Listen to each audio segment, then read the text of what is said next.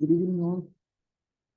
So last week we have conducted Abhyaas 1. നമ്മുടെ അർത്ഥശാസ്ത്ര കോഴ്സിലെ ആദ്യത്തെ പ്രാക്ടീസ് ടെസ്റ്റ് നമ്മൾ കണ്ടക്ട് ചെയ്തിരുന്നു after 5 classes. So I think എല്ലാവരും ആ കോഴ്സിലുള്ള ഞാൻ ഗ്രൂപ്പിൽ വെച്ചിരുന്ന ടെസ്റ്റ് ചെയ്യുന്ന വിശ്വസിക്കുന്നു. എന്തായാലും ഞാൻ പറഞ്ഞിരുന്നു നിങ്ങൾ ക്ലാരിറ്റി വരുന്നില്ല സാറേ, സൗണ്ടിന് ക്ലാരിറ്റി കുറവാണ്. ഇപ്പോഴോ ഇതൊരു എല്ലാവർക്കും പ്രശ്നമുണ്ടോ? ഇതൊന്ന് clarity for everyone. Please question. വേറെ ആർക്കും കുഴപ്പമുണ്ടോ? സൗണ്ട് ക്ലാരിറ്റി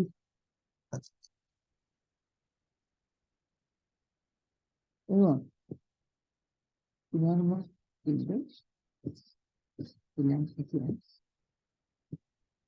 സൗണ്ട് ക്ലാരിറ്റി ഉണ്ടെന്നോ അതോ പ്രശ്നമുണ്ടെന്നോ?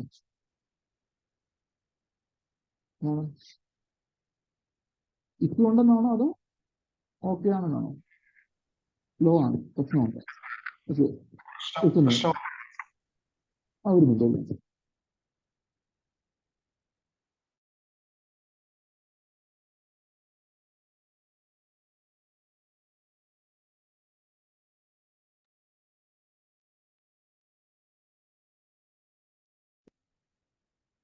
ഇപ്പോൾ ഉണ്ടോ?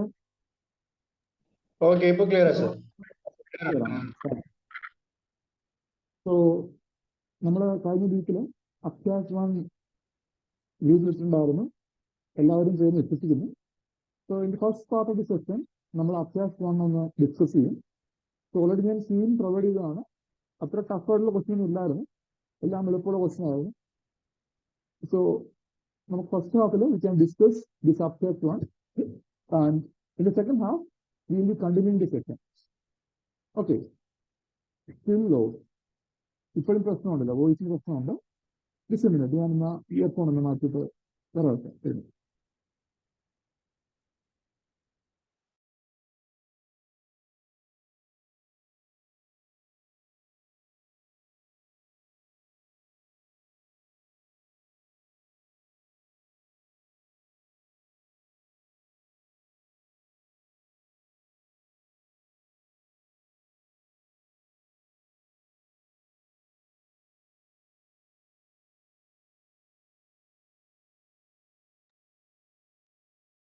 Am I audible now? ഇപ്പൊ ഓക്കെ ആണോ എല്ലാവർക്കും? Yes. Is it okay now? Yes. Okay, thank you sir. Okay, ഞാൻ ഹെഡ്ഫോൺ ഒന്ന് ചേഞ്ച് ചെയ്തിരുന്നു. സോ നമുക്ക് ഡിസ്കസ് ചെയ്യാം, സമയം കളയണ്ട. We can discuss the Abhyaas 1. So first question. The most appropriate evaluation of economic development of a country can be done by measuring which of the following? So ഒരു കൺട്രിയുടെ economic development, സാമ്പത്തിക പുരോഗതി measure ചെയ്യാൻ വേണ്ടിയുള്ള most appropriate evaluation എന്താണെന്ന ചോദ്യം. So in the initial classes we have discussed the concept of economic growth versus development. ഓർമ്മ ഉണ്ടായിരിക്കല്ലോ, എന്താണ് സാമ്പത്തിക വളർച്ച അതുപോലെ സാമ്പത്തിക പുരോഗതി തമ്മിലുള്ള വ്യത്യാസം നമ്മൾ പറഞ്ഞിരുന്നു. So here we can see, ചോദ്യം എന്താണ്? How can we evaluate economic development most appropriately? So തന്നിരിക്കുന്ന ഓപ്ഷൻസിൽ which is the most appropriate answer or option, അതാണ് ചൂസ് ചെയ്യേണ്ടത്.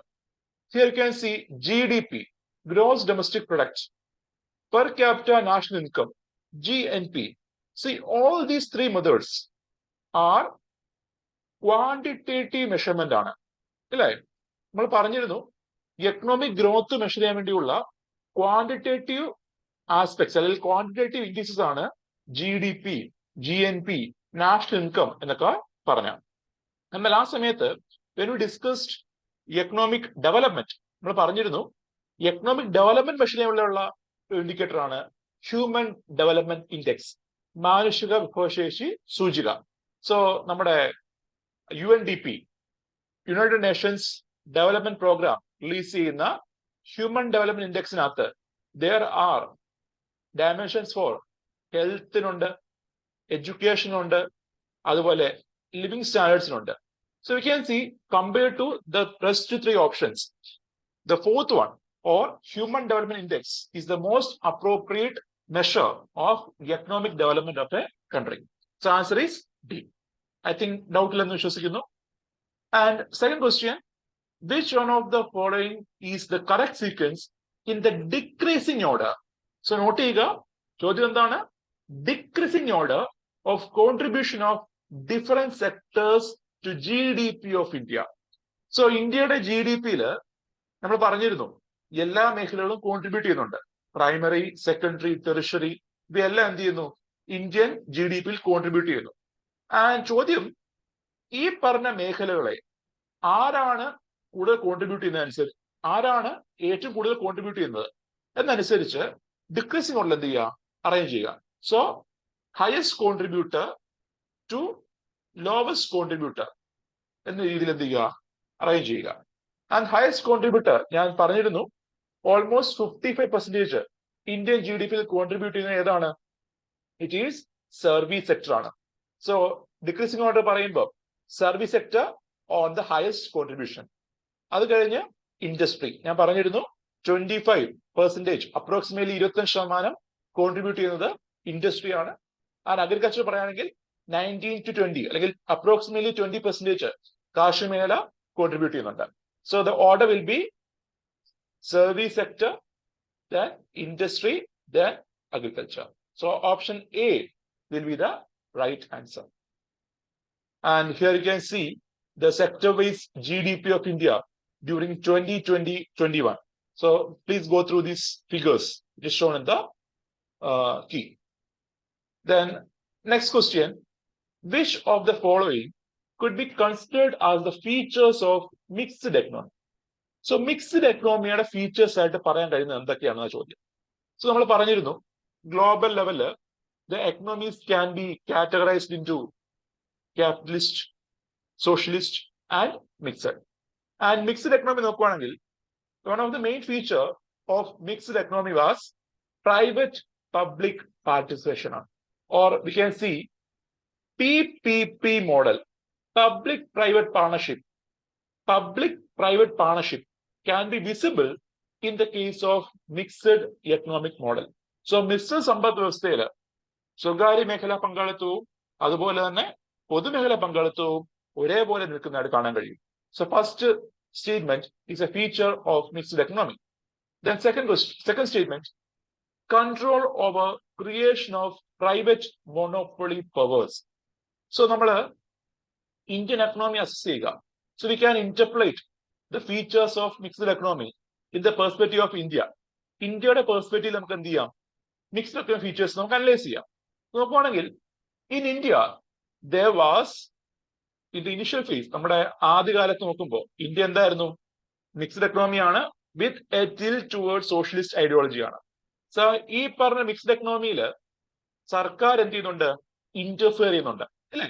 മിശ്രിത സമ്പദ് വ്യവസ്ഥയിൽ government is intervening in the economy.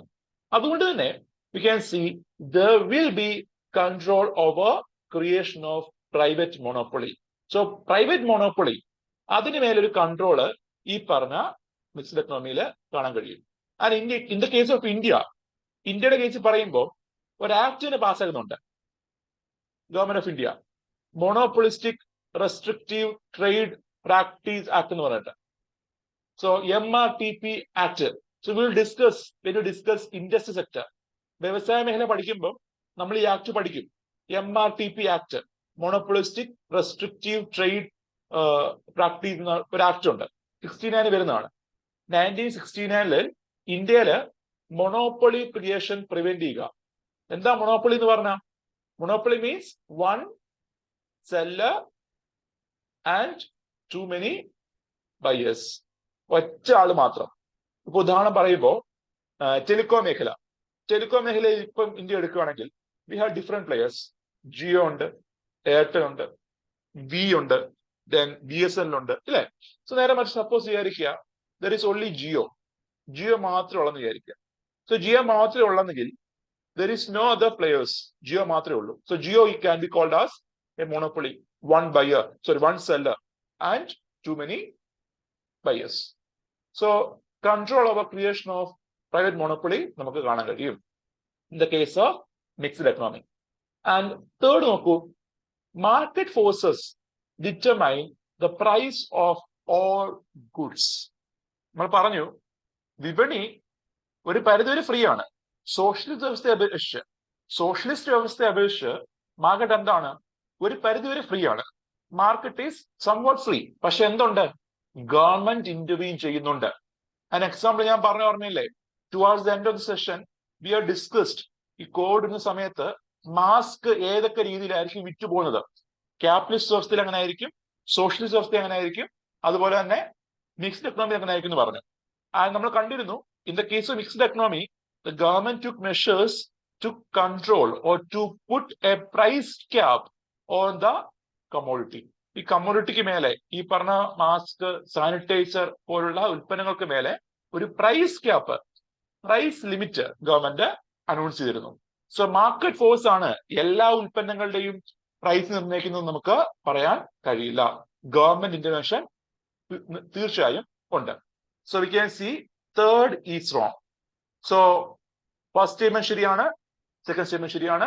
Answer will be A, 1 and 2 only. And next is, which of the following theory explains about unobservable market force that helps the demand and supply of goods in a free market to reach equilibrium automatically? So എന്താണ് അതിന്റെ answer? നമ്മൾ discuss ചെയ്താണല്ലോ അല്ലെ, എന്തായിരുന്നു? The invisible hand of market theory. So Adam Smith അദ്ദേഹത്തിന്റെ ബുക്കായിട്ടുള്ള inquiry into the nature and causes of wealth of nations, അതിലാണ് ഈ ഒരു തിയറി പ്രപ്പോസ് ചെയ്യുന്നത്. എന്താണ് invisible hand of market theory? So he said that in a free market system there are some unobservable market forces which helps the demand and supply to reach equilibrium. അതായിരുന്നു ഈ പറഞ്ഞ invisible hand of market. So ഇത് കൂടാതെ തന്നെ there are 3 other options. So നമുക്ക് നോക്കാം. Answer ഏതാണ്? C ആണ്. Now we can look into the other options. എന്താണ് അത് ഉദ്ദേശിക്കുന്നത് പറയാം. ഓപ്ഷൻ ഡി ഞാൻ പറഞ്ഞതാണ് ലേസസ് ഫെയർ തിയറി. ഓർമ്മയുണ്ടാവില്ലല്ലോ, എന്താ laissez faire theory? It refers to the abstention of government from economy. So എക്കണോമിയിൽ നിന്ന് അല്ലെങ്കിൽ മാർക്കറ്റിൽ ഇടപെടാതെ ഗവൺമെന്റ് മാറി നിൽക്കുന്ന അവസ്ഥ, അതാണ് ലേസസ് ഫെയർ തിയറി കൊണ്ട് ഉദ്ദേശിക്കുന്നത്. So that is laces fair. We already discuss that. Then next 2 terms, hand of trust, law of diminishing marginal utility. Hand of trust 2020-21 സർവേയില്, സോറി 2019-20 സർവേയില്, 2019-20 സർവേയില്, 2019-20 സർവേയില് ഗവൺമെന്റ് പ്രതിപാദിച്ചത്, ഗവൺമെന്റ് കൊണ്ടുവന്ന എക്കണോമിക് സർവേയിൽ പ്രതിപാദിച്ച ഒരു ടേം ആയിരുന്നു hand of trust theory. So on 2019-20 survey, 2019-20 economic സർവേയില് there was a mentioning, there was a focus for wealth creation.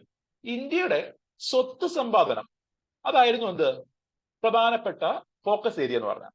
നോക്കുവാണെങ്കിൽ നമ്മുടെ എക്കണോമിക് സർവേ പരിശോധിക്കുമ്പോൾ in every year the economic survey focus on different themes. നമ്മുടെ ഓരോ വർഷവും ചില പ്രത്യേക theme എന്ത് ചെയ്യാറുണ്ട്, ഫോക്കസ് ചെയ്യാറുണ്ട്. ഒരു വർഷം വുമൺ എംപവർമെന്റ് ആയിരുന്നു തീം. വുമൺ എംപവർമെന്റ്, സ്ത്രീ ശാക്തീകരണ തീം ഉണ്ടായിരുന്നു.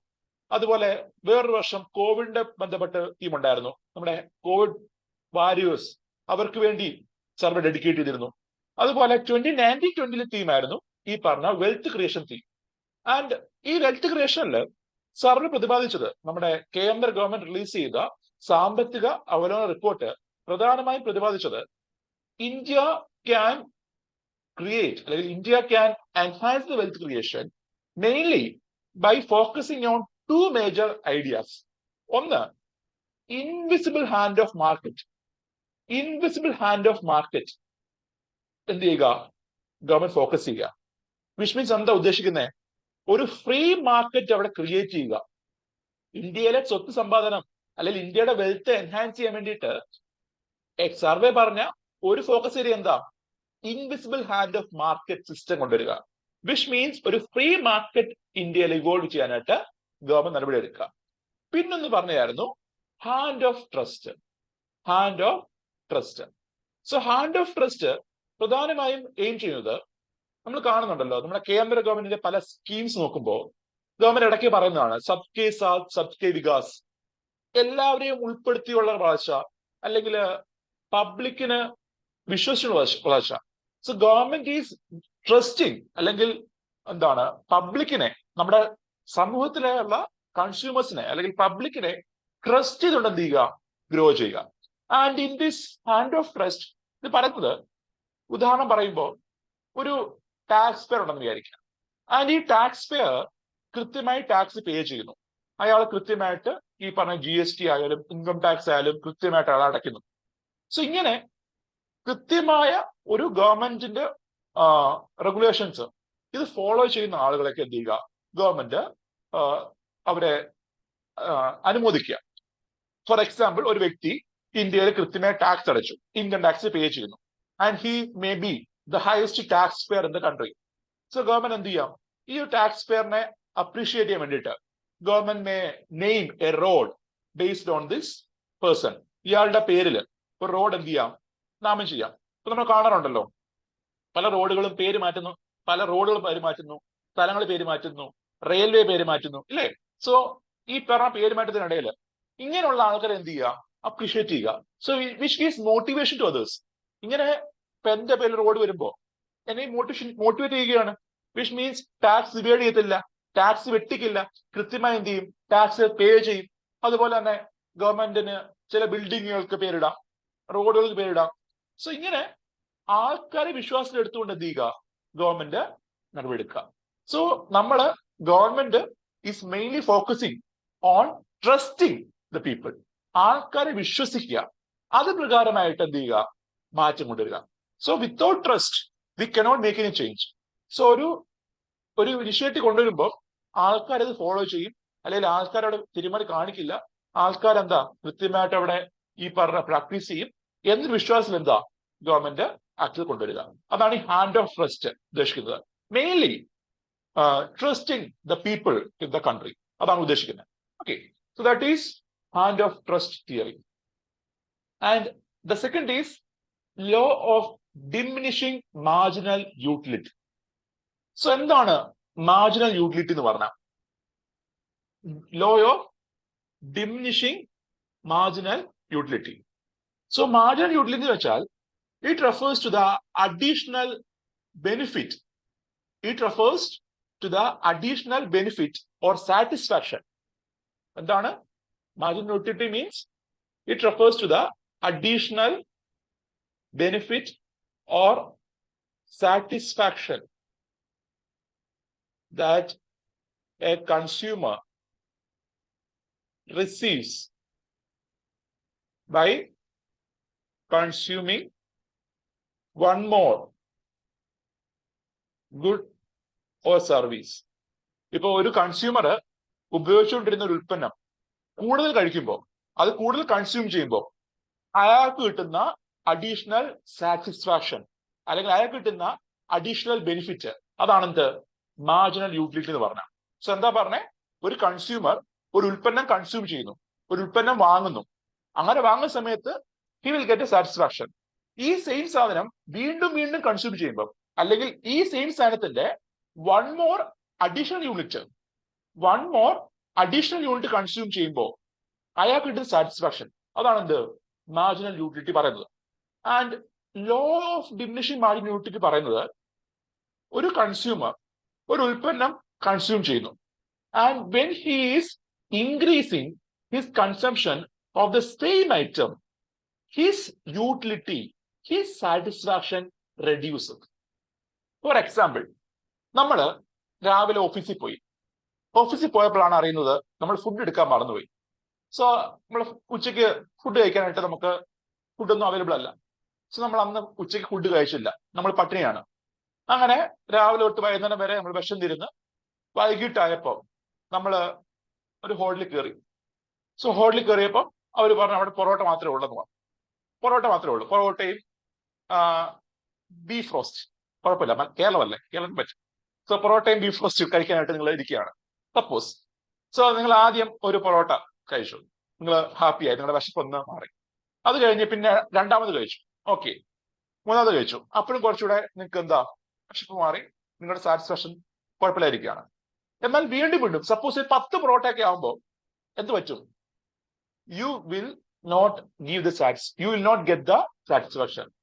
ആദ്യം ഒരു പൊറോട്ട, ഇനിഷ്യൽ ടൈമിൽ ഒരു പൊറോട്ട നിങ്ങൾ കഴിക്കുമ്പോൾ നിങ്ങൾക്ക് വിശന്നിരിക്കുകയാണ്, നിങ്ങൾക്ക് ഈ പറഞ്ഞ നല്ല വിശപ്പുണ്ട്. സോ ഫസ്റ്റ് ഒരു പൊറോട്ട കഴിച്ചപ്പോൾ യു ഗെറ്റ് 100% സാറ്റിസ്ഫാക്ഷൻ, 100% തൃപ്തി തോന്നി, കാരണം ആ പൊറോട്ട കഴിച്ചപ്പോൾ വിശന്നിരുന്നതാണ്.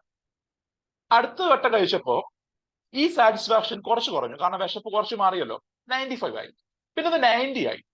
അത് കഴിഞ്ഞ് കുറഞ്ഞ് ഈ പറഞ്ഞ സാറ്റിസ്ഫാക്ഷൻ 50 ആയി.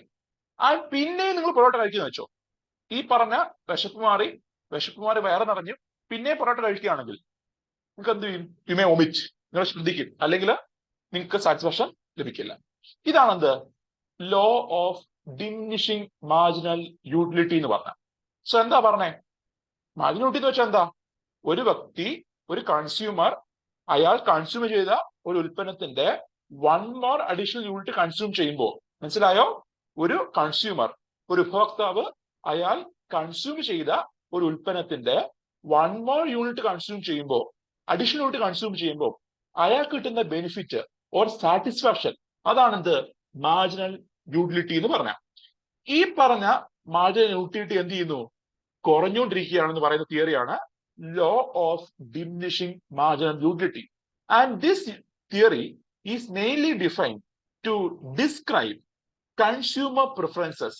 നമ്മുടെ കൺസ്യൂമറിന്റെ പ്രിഫറൻസ് എങ്ങനെയൊക്കെ പോകുന്നു, എങ്ങനെയൊക്കെ ആയിരിക്കും കൺസ്യൂമറിന്റെ പ്രിഫറൻസ്, ഇത് പറയാൻ വേണ്ടി ഉപയോഗിക്കുന്ന ഒരു തിയറിയാണ് law of diminishing marginal utility. Okay, so നമ്മളന്ന് ഡിമാൻഡ് കർവ് പറഞ്ഞ ഓർമ്മയില്ലേ? സോ ഡിമാൻഡ് കർവ് പറഞ്ഞപ്പോൾ പറഞ്ഞു പ്രൈസ്, അതുപോലെ പ്രൈസ് മാത്രമാണ് കൺസിഡർ ചെയ്യുന്നത്, അതർ തിങ്സ് റിമൈനിങ് കോൺസ്റ്റന്റ് എന്ന് പറഞ്ഞിട്ടാണ് ലോ ഓഫ് ഡിമാൻഡ് നമ്മൾ എക്സ്പ്ലെയിൻ ചെയ്യുന്നത്. സോ ഇങ്ങനെയുള്ള കുറെ എക്സംഷൻസും ആ ലോ ഓഫ് ഡിമാൻഡിനകത്ത് നമുക്ക് കാണാൻ കഴിയും. Okay, so that is hand of trust theory and law of diminishing marginal utility. So ഈ ചോദ്യത്തിന് ആൻസർ എന്താണ്? ചോദ്യത്തിന് ആൻസർ സി. ക്ലിയർ ആണോ? Clear?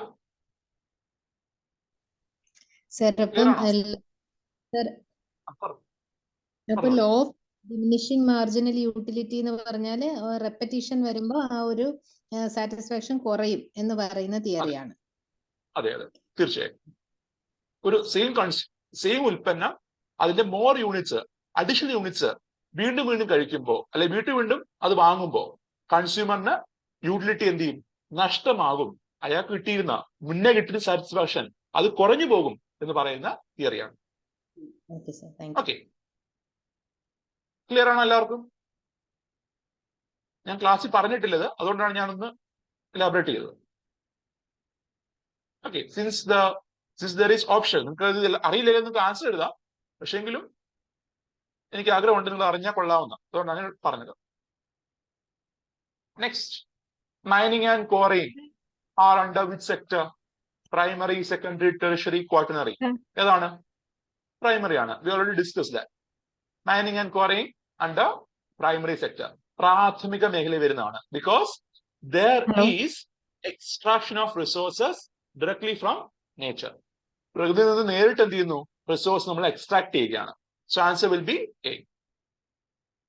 Then what is the meaning of the concept laissez-faire in economics? So ഇത് നമ്മൾ നേരത്തെ പറഞ്ഞു, abstention of government from interfering in a market. നമ്മുടെ ഗവൺമെന്റ് എന്ത് ചെയ്യുക? മാർക്കറ്റിൽ ഇന്റർഫിയർ ചെയ്യാതെ ഗവൺമെന്റ് മാറി നിൽക്കും. അതാണ് laissez-faire തിയറി എന്ന് പറഞ്ഞത്. Next, 7th question. സാർ, ഈ മൈനിങ് ആൻഡ് ക്വാറിയിങ് പിന്നീട് മാനുഫാക്ചറിംഗ് സെക്ടറിലേക്ക് വന്നു എന്നുള്ളത് നമ്മൾ ഒരിക്കൽ പറഞ്ഞില്ലായിരുന്നോ? ആദ്യം പ്രൈമറി ആയിരുന്നു. അങ്ങനല്ല, ഞാൻ എന്താ പറഞ്ഞിരുന്നേ? ഞാൻ ഒന്ന് എടുത്തു പറഞ്ഞിരുന്നു. മൈനിങ് ആൻഡ് ക്വാറിയിങ് എന്ന് പറഞ്ഞു കഴിഞ്ഞാൽ it is a primary sector activity തന്നെയാണ്. എന്നാൽ ഇന്ത്യയുടെ കേസിൽ മാത്രം, ഇന്ത്യയിൽ നോക്കുവാണെങ്കിൽ, ഇന്ത്യയിൽ മാത്രമല്ല പല കൺട്രീസിൽ നോക്കുവാണെങ്കിൽ എന്ത് ചെയ്യുന്നുണ്ട്? They are not using this primary, secondary, tertiary classification അല്ല കാണാൻ കഴിയുന്നത്.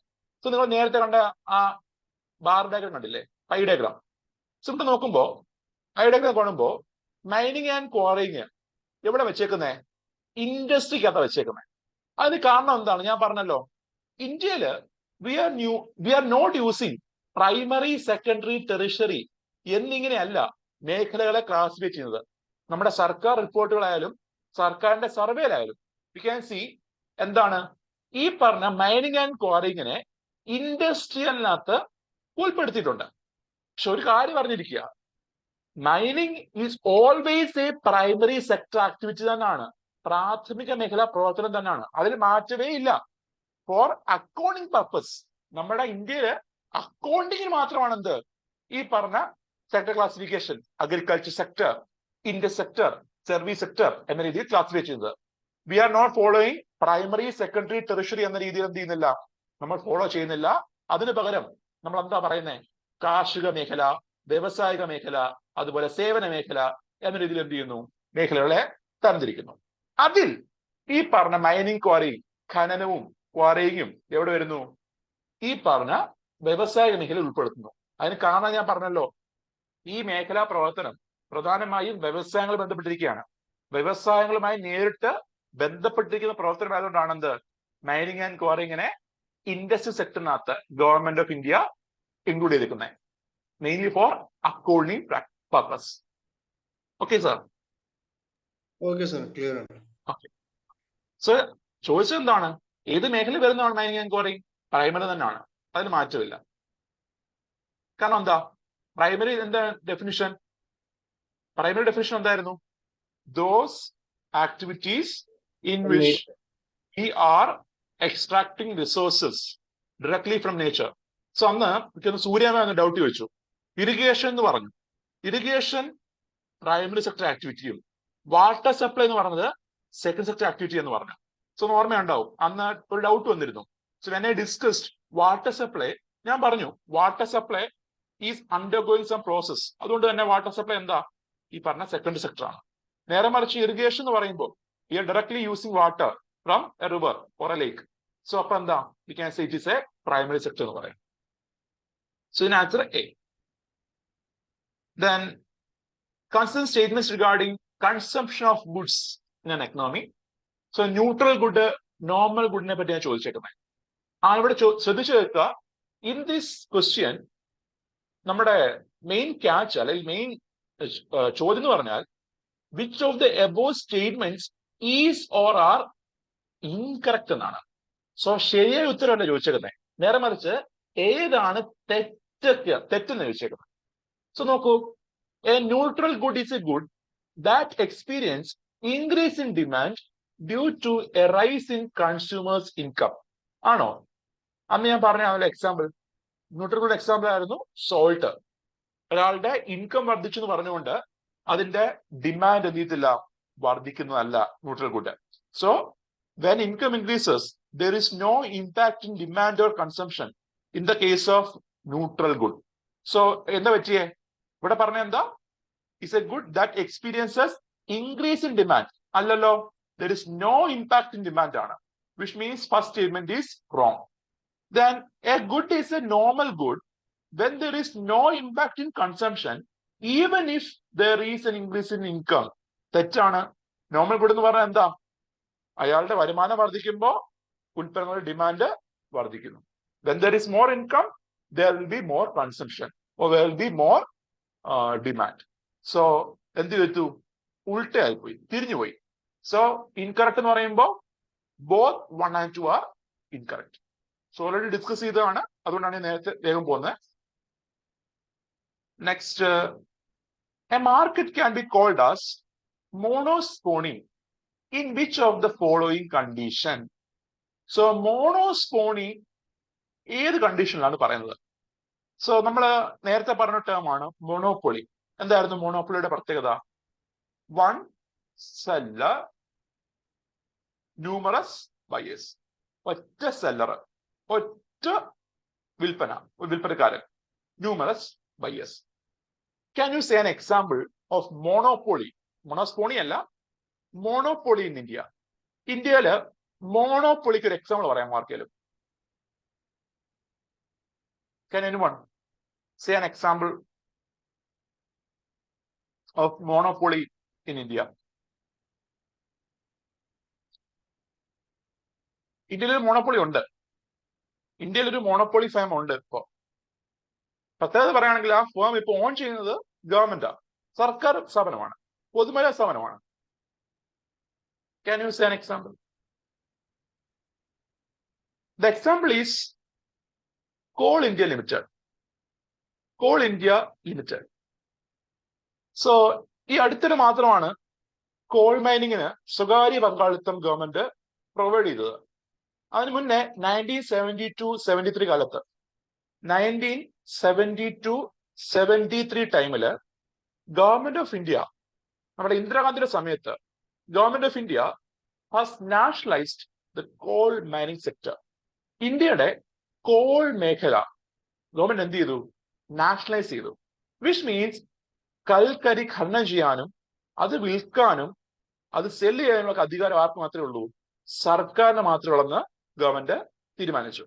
അങ്ങനെ CIL, കോൾ ഇന്ത്യ ലിമിറ്റഡ് എന്നൊരു കമ്പനി മാത്രമാണ് എന്ത് ഇന്ത്യയില് ഏത് കൽക്കരി, ഏത് മൈനാണെങ്കിലും അവിടുന്ന് കൽക്കരി ഖനനം ചെയ്യുകയും അത് വിൽക്കപ്പെടുകയും ചെയ്തത്. സോ കോൾ ഇന്ത്യ ലിമിറ്റഡ് എന്താ? ഒരു മൊണോപ്പൊളി ആണെന്ന് നമുക്ക് പറയാൻ കഴിയും. ആൻഡ് റീസെന്റ് 2015 ശേഷം നമ്മുടെ ഗവൺമെന്റ് ഓഫ് ഇന്ത്യ ഈ പറഞ്ഞ കോൾ മേഖലയിലേക്ക് കുറച്ച് മാറ്റങ്ങൾ അനൗൺസ് ചെയ്തു. സ്വകാര്യ മേഖല മൈനിങ് ഒക്കെ പിന്നീട് നമ്മുടെ കോവിഡ് സമയത്ത് ഗവൺമെന്റ് അനുവദിക്കുകയുണ്ടായി. ആൻഡ് റീസെന്റ് പറയുമ്പോൾ എന്താണ് ഈ പറഞ്ഞ കോൾ മൈനിങ്ങില് സ്വകാര്യ പങ്കാളിത്തം ഗവൺമെന്റ് ഇപ്പോ എൻഷുർ ചെയ്യാൻ ശ്രമിക്കുന്നുണ്ട്. എന്നാൽ അതിന് മുന്നേ വരെ കോൾ ഇന്ത്യ ലിമിറ്റഡ് മാത്രമായിരുന്നു എന്ത് കോൾ മൈൻ ചെയ്യുകയും അത് സെല്ല് ചെയ്യുകയും ചെയ്തിരുന്ന സ്ഥാപനം. So you can C that is regarding monopoly. ഇവിടെ ചോദിച്ചത് എന്താണ്?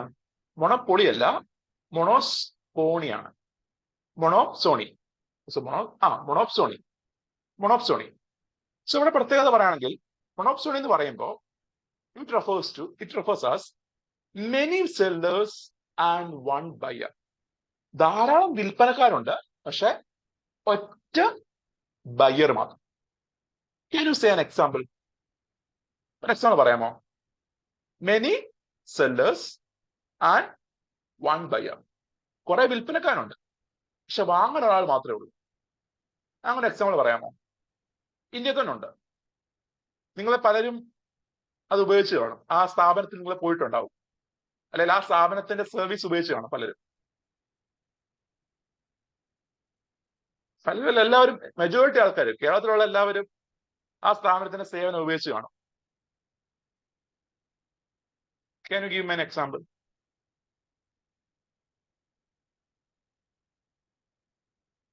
Anyone?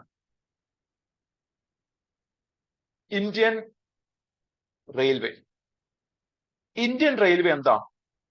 Is a classical example of monopoly. മൊണോപ്സോണിയുടെ എക്സാമ്പിൾ ആണ്. നോക്കുമ്പോ Indian Railway is one buyer. And നമ്മുടെ ട്രെയിന് നിർമ്മിക്കാനായിട്ട് it may require some components.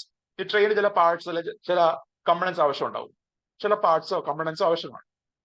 So ഇന്ത്യയിൽ ട്രെയിൻ നിർമ്മിക്കുന്ന ആരും മാത്രമേ ഉള്ളൂ? റെയിൽവേ മാത്രമേ ഉള്ളൂ. സോ ഇന്ത്യയില് ട്രെയിൻ നിർമ്മിക്കുന്നത് ഇന്ത്യൻ റെയിൽവേ മാത്രമേ ഉള്ളൂ. So there is only one buyer. ഇപ്പൊ ട്രെയിനിന്റെ parts there are different firms, A, B, C, D, E എന്ന് പറഞ്ഞ ഡിഫറെന്റ് ഫേംസ് കാണും. And they may be producing parts of train, parts of അല്ലെങ്കിൽ component four A train.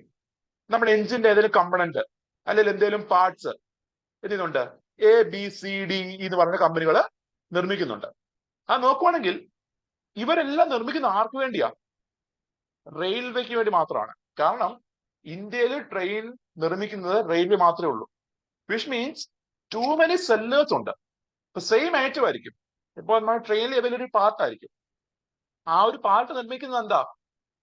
Same part നിർമ്മിക്കാൻ കുറെ company കാണും, പക്ഷെ ഒറ്റ ബയർ മാത്രമേ ഉള്ളൂ. ഇവർ ഇത്ര കമ്പനി ഉണ്ടെങ്കിലും ഇവരെ സാധനം വാങ്ങാൻ ആര് മാത്രമേ ഉള്ളൂ? റെയിൽവേ മാത്രമേ ഉള്ളൂ. ഇന്ത്യൻ റെയിൽവേ മാത്രമേ ഉള്ളൂ. So we can C monopsony എന്ന് പറയുമ്പോൾ എന്താ? Many sellers and one buyer. Indian Railway അതിനൊരു ഉദാഹരണമാണ് മോണോപ്സോണിയുടെ. Okay, so you can see the answer will be C, many sellers and one buyer. And അതുപോലെ തന്നെ അറിഞ്ഞിരിക്കേണ്ട കാര്യം, ശ്രദ്ധിക്കേണ്ട കാര്യം, in the case of monopoly, we can see the individual seller controls the market. Service monopoly എന്ന് പറയാം, തീർച്ചയായും. Very good observation. So Arun sir പറഞ്ഞ പോലെ ഇപ്പം റെയിൽവേയുടെ സർവീസ് പറയുമ്പോൾ എന്താണ് ഒരു മോണോപ്പൊളി എന്ന് പറയാം റെയിൽവേ, കാരണം റെയിൽവേ മാത്രമേ ഉള്ളൂ എന്ത് സർവീസ് പ്രൊവൈഡ് ചെയ്യുന്നുള്ളൂ. സോ വി ക്യാൻ സേ സ്വകാര്യ മേഖല ഇല്ലല്ലോ. സ്വകാര്യ മേഖല എന്ന് പറഞ്ഞാൽ പോലും ഇപ്പോൾ അത് IRCTC ഓൺ ചെയ്യുന്ന ട്രെയിനാണ്, മറ്റേ തേജസ് എക്സ്പ്രസ് നാട്ട് തേജസ് ട്രെയിൻ മാത്രമേ ഉള്ളൂ, അതല്ലാതെ വേറെ ആരും ഇല്ലായിരുന്നു. സോ വി ക്യാൻ സി റെയിൽവേയുടെ service we can call it as monopoly. Very good. So ഇവിടെ എന്താ പറഞ്ഞേ, in the case of monopoly ആണെങ്കിൽ ഇൻഡിവിജ്വൽ സെല്ലർ ആണെന്ത് മാർക്കറ്റ് കൺട്രോൾ ചെയ്യുന്നത്. കാരണം എന്താ, ഒറ്റ സെല്ലറേ ഉള്ളൂ. പുള്ളിക്കാരൻ എന്ത് ചെയ്യും, മാർക്കറ്റ് കൺട്രോൾ ചെയ്യും. എത്ര വിലയ്ക്ക് എന്ത് സാധനം വിൽക്കണം എന്ന് ആര് തീരുമാനിക്കും?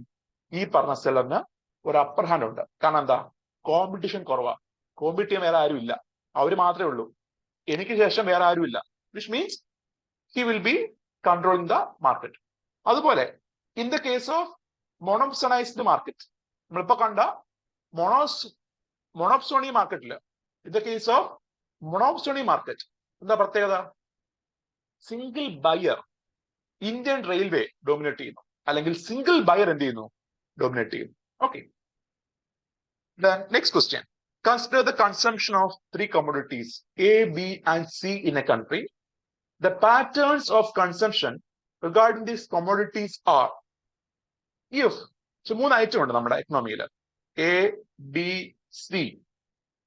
So ഈ പറഞ്ഞ ഡിസ്ക്രിപ്ഷൻ അനുസരിച്ച് we have to check whether the statement 1 and 2 are correct.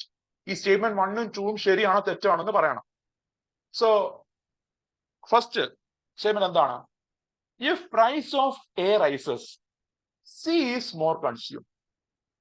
എയുടെ വില കൂടി C എന്ത് ചെയ്യുന്നു, കൂടുതൽ കൺസ്യൂം ചെയ്യുന്നു.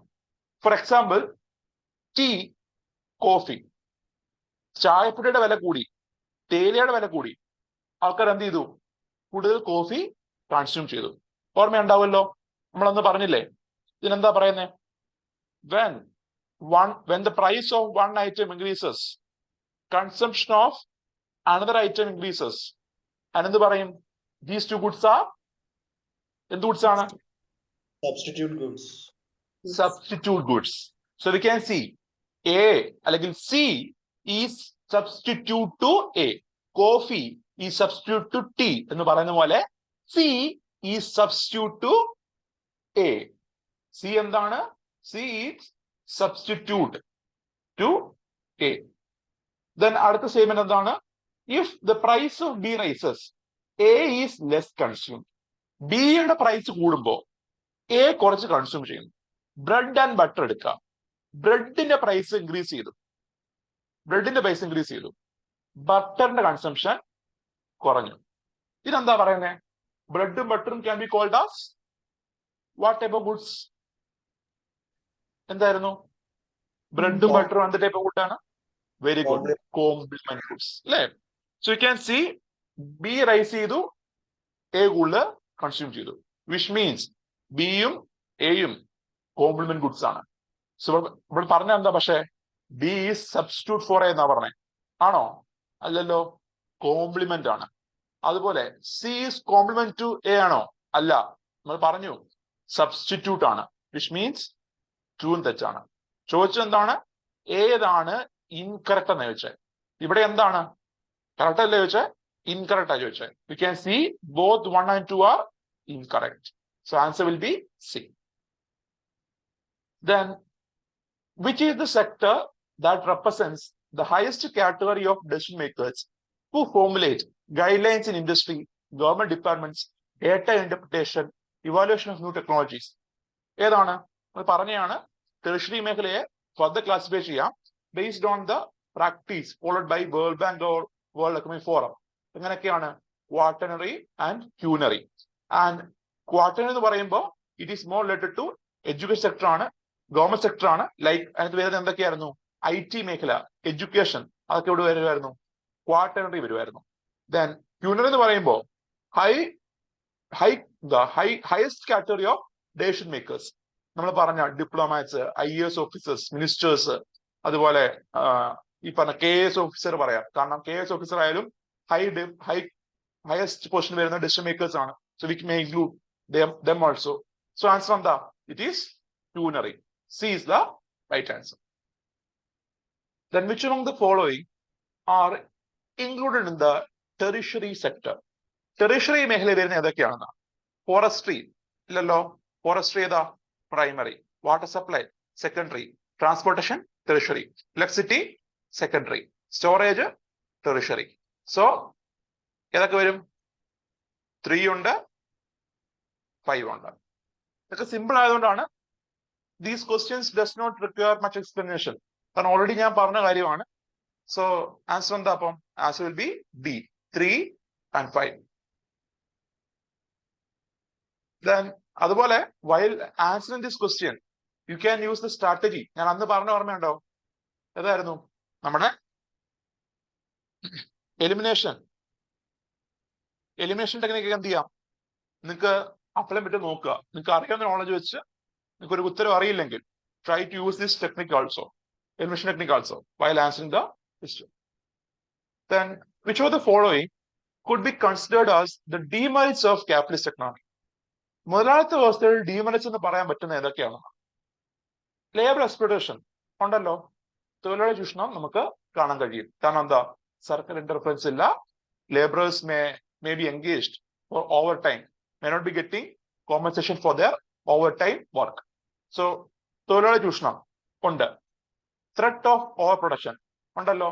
Since there is no government interference or since there is no control over the market, ഈ പറഞ്ഞ മുതലാളിത്ത വ്യവസ്ഥയിൽ ഉള്ള companies they will try to increase their profit by increasing the production.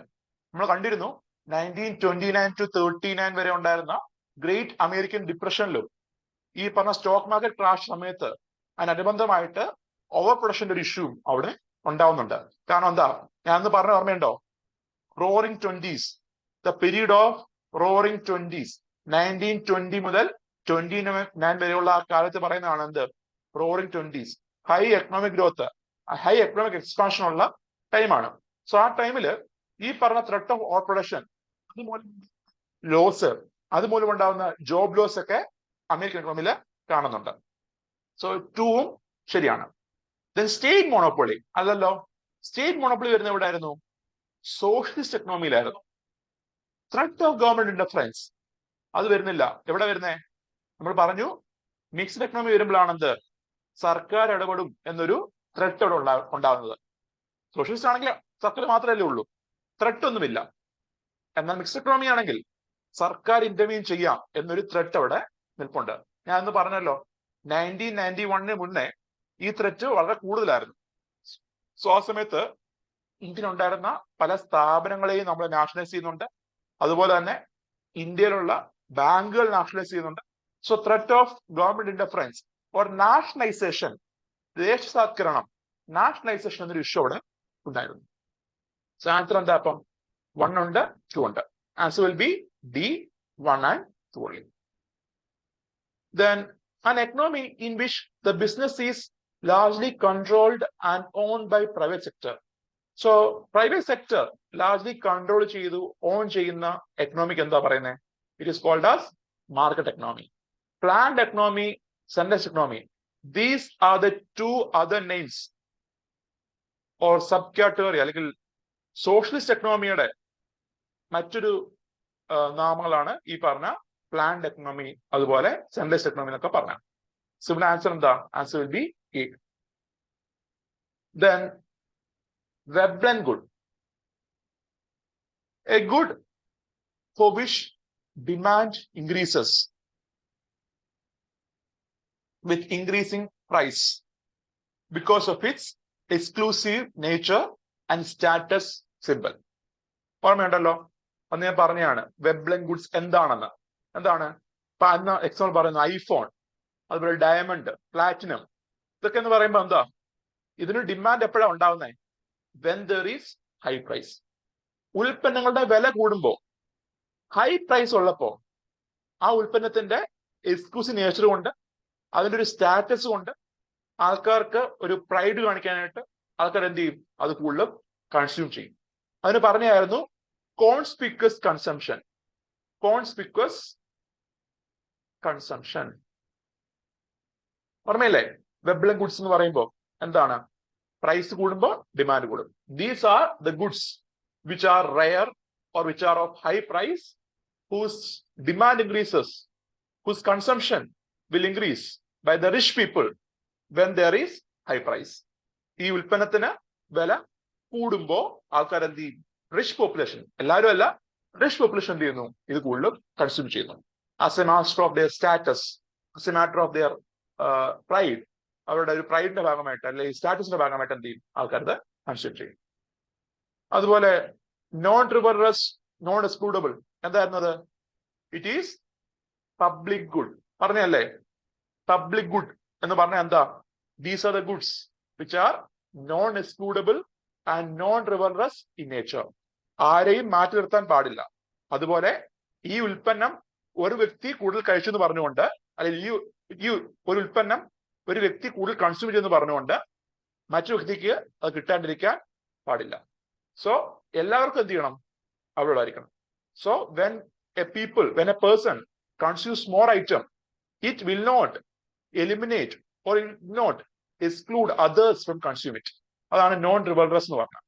So non rivalrous, non excludable, that is public good. ബാക്കിയെല്ലാം ചുമ്മാ എഴുതിക്കുന്നതാണ്. എന്താ ഈ പറഞ്ഞ goods whose consumption by individual opportunity cost, low income. So answer എന്താ? Answer will be A. Then economic growth is a quantitative concept, while economic development is a qualitative concept only. ശരിയാണോ ഈ statement? Economic growth എന്ന് പറയുമ്പോൾ quantitative ആണ്, economic development qualitative concept മാത്രമാണ്. Is that right? Economic development is both quantitative and quantitative. Yeah, very good. നമ്മൾ പറഞ്ഞിരുന്നു economic development എന്ന് പറയുമ്പോൾ അന്ന് ശിവന് പറഞ്ഞു economic growth is a must condition for economic development but not a sufficient condition. So ഒരു കൺട്രിയിൽ സാമ്പത്തിക പുരോഗതി ഉണ്ടാവണമെങ്കിൽ ആദ്യം സാമ്പത്തിക വളർച്ച ഉണ്ടാവണം. അത് മസ്റ്റ് ആണ്. എന്നാൽ അത് മാത്രം മതിയാവില്ല. That is not sufficient, but it is necessary. അത് അത്യാവശ്യമാണ്, പക്ഷെ എന്താ, അത് മാത്രം മതിയാവില്ല. So economic development both quantitative and qualitative ആണ്. സോ ഇങ്ങനെ ഓൺലി എന്നൊക്കെ പറയുമ്പോൾ we can see this is an extreme word ആണ്. സോ ഇങ്ങനെയുള്ള എക്സ്ട്രീം വേർഡൊക്കെ വരുവാണെങ്കിൽ പലപ്പോഴും തെറ്റാൻ ചാൻസ് ഉണ്ട്. അതുകൊണ്ട് അങ്ങനെ വരുന്ന സെന്റൻസുകളെ ഒന്ന് ശ്രദ്ധിക്കുക, വായിക്കുക. So here you can see first statement is wrong. Then economic development can be measured by factors like levels of life expectancy, education, real per capital income of a country. So നമ്മൾ നോക്കുവാണെങ്കിൽ these are the dimensions which is present in HDI. Human development ഇൻഡെക്സിൽ നമുക്ക് കാണാൻ കഴിയുന്ന factors ആണ് ഈ പറഞ്ഞ life expectancy, education, real per capital income. So ഈ പറഞ്ഞ ഫാക്ടേഴ്സ് ഉപയോഗിച്ചുകൊണ്ട് എക്കണോമിക് ഡെവലപ്മെന്റ് നമുക്ക് മെഷർ ചെയ്യാൻ കഴിയും. So you can see 2 is correct, 1 is wrong. ചോദിച്ചത് ഏതൊക്കെ സ്റ്റേറ്റ്മെന്റ് ആണ് കറക്റ്റ് എന്നാണ്. So answer will be 2 only. Then circular flow of ഇൻകത്തെ പറ്റിയാണ്. produces final goods for the consumption of the public. ഓർമ്മ ഉണ്ടായിരിക്കുമല്ലോ, നമ്മൾ അന്ന് പറഞ്ഞ business firm household interaction. Household factor of പ്രൊഡക്ഷനെ സപ്ലൈ ചെയ്യുന്നു. ബിസിനസ് ഫാം ഗുഡ്സ് പ്രൊഡ്യൂസ് ചെയ്യുന്നു. And business firm എന്ത് ചെയ്യുന്നുണ്ട്? ഫാക്ടേഴ്സ് ഓഫ് പ്രൊഡക്ഷന് റെമ്യൂണറേഷൻസ് പ്രൊവൈഡ് ചെയ്യുന്നു. ആൻഡ് ഈ ഗുഡ്സ് എന്ത് ചെയ്യുന്നു? ഹൗസ് ഹോൾഡ് കൺസ്യൂം ചെയ്യുന്നു. ആൻഡ് ഹൗസ് ഹോൾഡ് എന്ത് ചെയ്യുന്നു? ഈ ഗുഡ്സിന് പൈസ പേ ചെയ്യുന്നു. So here you can see producers final goods for the consumption of പബ്ലിക്കിന് വേണ്ടി കൺസ്യൂം ചെയ്യാനായിട്ട് കൊടുക്കുന്നു. Then public contributes the resources to the production of final goods. ആണല്ലോ, ഗുഡ്സ് പ്രൊഡ്യൂസ് ചെയ്യാൻ വേണ്ടി പബ്ലിക് കോൺട്രിബ്യൂട്ട് ചെയ്യുന്നു. സോ ഈ സൈക്കിൾ ഓർത്തിരിക്കുക. ഈ സർക്കുലർ ഫ്ലോ ഓഫ് ഇൻകത്തില് ഇവിടെ നിന്ന് അങ്ങോട്ട് മൂവ്മെന്റ് ഉണ്ട്, അവിടെ നിന്ന് ഇങ്ങോട്ട് മൂവ്മെന്റ് ഉണ്ട്. സോ ഈ cycle will be complete. So here we can C both these are statements or features of circular flow of income. Sorry, അപ്പൊ അവിടെ ഹൗസ് ഹോൾഡും പബ്ലിക്കും സെയിം ആണല്ലേ? ഹൗസ് ഹോൾഡ് പബ്ലിക് സെയിം ആണ്, തീർച്ചയായും.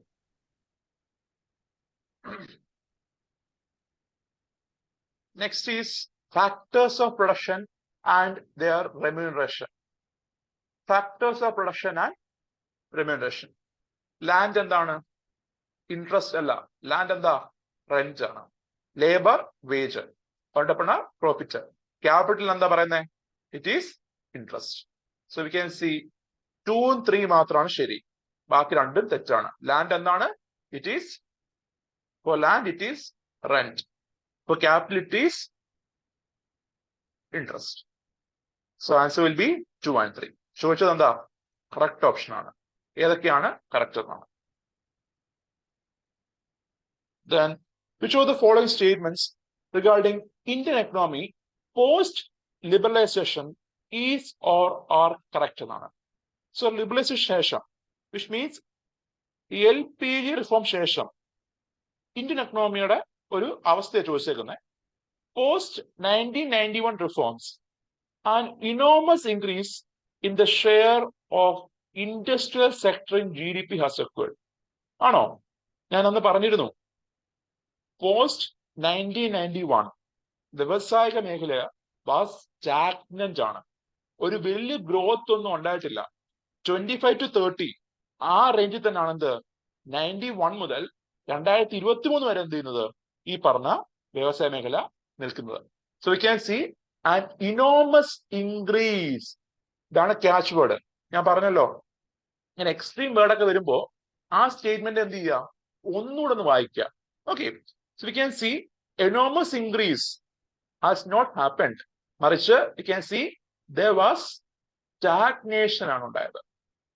അത് മാറ്റമില്ലാതെ തുടരുകയാണ്. ഫസ്റ്റ് സ്റ്റേറ്റ്മെന്റ് അപ്പൊ എന്താ? It is wrong. Then there is an increase in the export earnings to India after 91 reforms. ആണല്ലോ, ഞാൻ അന്ന് പറഞ്ഞിരുന്നു, LPG റിഫോം ശേഷം after LPG reforms Indian market was connected to the global market. Indian economy എന്ത് ചെയ്തു? Open ആക്കി, തുറന്നു അല്ലേ?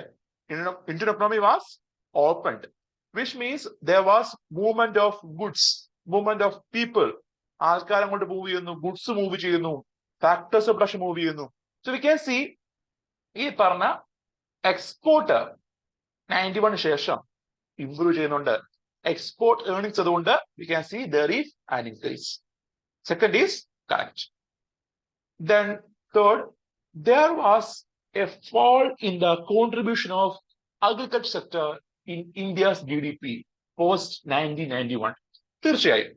സോ നമ്മള് sectoral share in GDP of India നോക്കുവാണെങ്കിൽ 1950s ഞാൻ പറഞ്ഞു, ഇന്ത്യൻ GDP-യിൽ ഏറ്റവും കൂടുതൽ കോൺട്രിബ്യൂട്ട് ചെയ്ത മേഖല കാർഷിക മേഖലയായിരുന്നു. ഓൾമോസ്റ്റ് 50%, 45 to 50% GDP കോൺട്രിബ്യൂട്ട് ചെയ്തത് കാർഷിക മേഖലയാണ്. എന്നാൽ അതിനുശേഷം ഈ കോൺട്രിബ്യൂഷൻ കുറയുന്നുണ്ട്. Mostly after 91 reforms. So you can see ആ ട്രെൻഡ് നമുക്ക് കാണാൻ കഴിയും. 1950s 55% ഉണ്ടെങ്കിൽ അത് പിന്നീട് 30% ആവുന്നു 1990s, ആൻഡ് അത് കഴിഞ്ഞ് 21 ആവുന്നു. ആൻഡ് ഇപ്പൊ നോക്കുമ്പോൾ ഓൺ ആൻ ആവറേജ് 18 to 20 ആണെന്ത് കാർഷിക മേഖലയുടെ കോൺട്രിബ്യൂഷൻ വരുന്നത് നിലവിൽ. So here can see the third statement is also correct. So answer will be 2 and 3 only. രണ്ടും ശരിയാണ്. ഫസ്റ്റ് സ്റ്റേറ്റ്മെന്റ് തെറ്റാണ്. Then GDP റിലീസ് ചെയ്യുന്ന ആരാണ്? പറഞ്ഞാണ്. It is NSO, National Statistical Office. Then 20th question.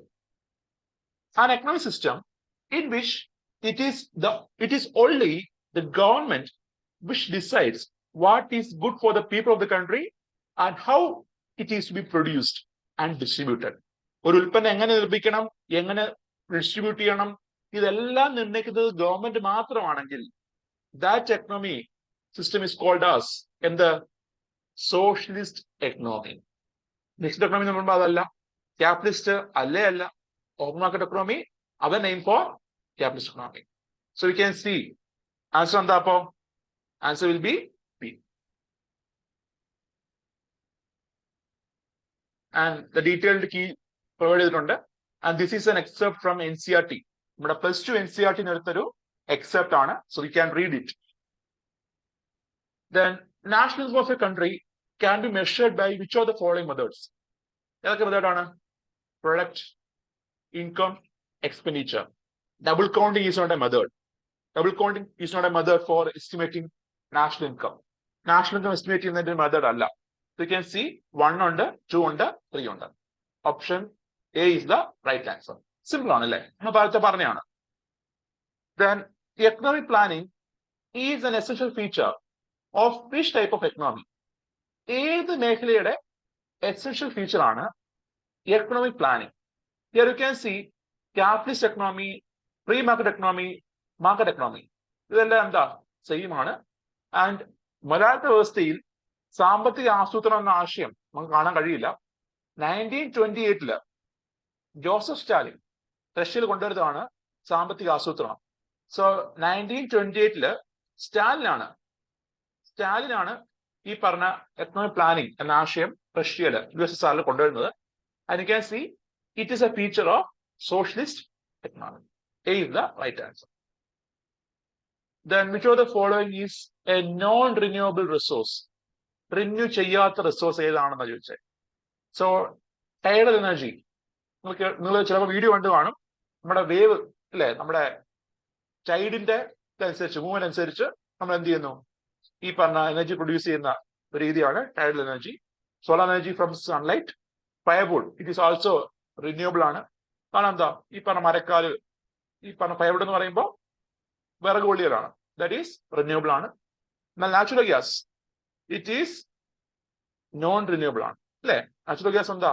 ഒരു fossil fuel ആണ്, അത് non renewable ആണ്. Then identify the countries in decreasing order of their economic size. There ആണ്, സോറി, ഒരു കൺട്രിയുടെ എക്കണോമിക് സൈസ് അനുസരിച്ച് ഡിക്രീസിങ് ഓർഡറിൽ അറേഞ്ച് ചെയ്യാനാണ് പറഞ്ഞത്. നമ്മൾ പറഞ്ഞാണത് America is the largest economy. അത് കഴിഞ്ഞ് ചൈന. അമേരിക്ക ഏകദേശം 25 ഉണ്ട്, ചൈന ഏകദേശം 18 ട്രില്യൺ ഉണ്ട്, ആൻഡ് ജപ്പാൻ ഏകദേശം 4 to 5 ട്രില്യൺ അടുപ്പിച്ചുണ്ട്. ജർമ്മനി ഞങ്ങൾക്ക് താഴെയാണ്. ആൻഡ് ഇന്ത്യ അപ്രോക്സിമേറ്റ്ലി $3.7 trillion ആണ്. സോ ഡിക്രീസിങ് ഓർഡർ എന്ന് വെച്ചാൽ from highest to lowest. Answer will be A, USA, China, Japan, Germany, and India. Answer again. Here the figures are there. Then, in a centrally planned economy, the dash plans all the important activities in the economy. Centrally planned economy എന്ന് പറയുമ്പോൾ this is another name for socialist economy ആണ്. So socialist economy-യിൽ ആരായിരിക്കും എല്ലാ ആക്ടിവിറ്റീസും plan ചെയ്യുന്നത്? It is the government ആണ്. So C will be the right answer. So hereby we can conclude the discussion of Abhyaas 1. So I think എല്ലാവർക്കും എളുപ്പമുള്ള ചോദ്യം എന്ന് വിശ്വസിക്കുന്നു. ആൻഡ് while evaluating അറിഞ്ഞിരിക്കുക, നിങ്ങൾക്ക് ഞാൻ ക്വസ്റ്റ്യൻ ഇടും. And when you are evaluating the answer, for correct answer, you can reward you with +1 mark. And if you are making any wrong answer, ഉത്തരം എഴുതിയ കുഴപ്പമില്ല, നിങ്ങൾ എൻട്രി ചെയ്തെന്ന് വെച്ചോ, തെറ്റായിട്ട് എൻട്രി ചെയ്യുകയാണെങ്കിൽ, ഡബിൾ എൻട്രി ഓർ തെറ്റായിട്ട് ഉത്തരം എഴുതുകയാണെങ്കിൽ, യു ഹാവ് ടു ഡിഡക്ട് 0.33. 0.33 എന്ത് ചെയ്യുക? ഡിഡക്ട് ചെയ്യുക. ഫോർ എക്സാമ്പിൾ, ഞാനിപ്പോ ഈ 25 ചോദ്യത്തിനകത്ത് ഒരെണ്ണം മാത്രമേ എഴുതിയുള്ളൂ, 2 എഴുതിയുള്ളൂ എന്ന് വെച്ചു. I attend only 2 questions.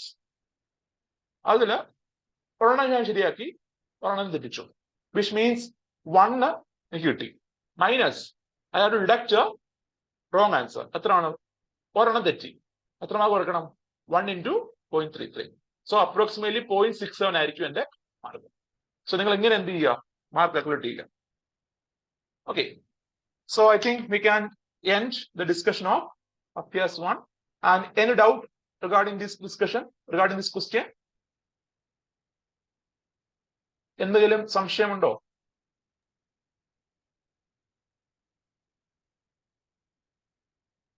സംശയമൊന്നുമില്ല. നാളെ സംസാരിക്കില്ല സാർ. സംശയം ഉണ്ടെങ്കിൽ ഉണ്ടെന്ന് പറയാം, ഇല്ലെങ്കിൽ ഇല്ല എന്ന് പറയാം. ഓക്കെ ആണ് സാർ എന്ന് പറയാം. ഓക്കെ ആണോ? Shall I move forward? നമുക്ക് എന്നാ പുതിയ ടോപ്പിക്കിലേക്ക് പോവാം. Okay. So we can continue the lecture. നമ്മൾ ലാസ്റ്റ് ക്ലാസ്സിൽ എൻഡ് ചെയ്ത പോർഷൻ നമുക്ക് കണ്ടിന്യൂ ചെയ്യാം. Okay. So